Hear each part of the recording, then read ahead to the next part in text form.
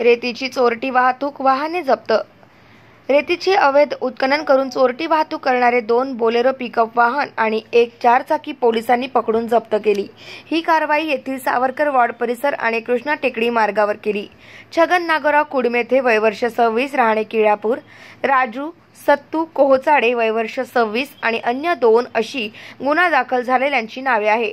पोलिसांनी तिघांकडून MH38E 1039 क्रमांकाचे Bolero pickup वाहन, 10,000चा मोबाईल, रेती MH34M 8276 क्रमांकाचे बोलेरो वाहन, 13,000चे 2 मोबाईल, MH29AR 2476 क्रमांकाची 4.5 लाखांची 4-चाकी असा एकूण 7,36,000चा मुद्देमाल जप्त केला।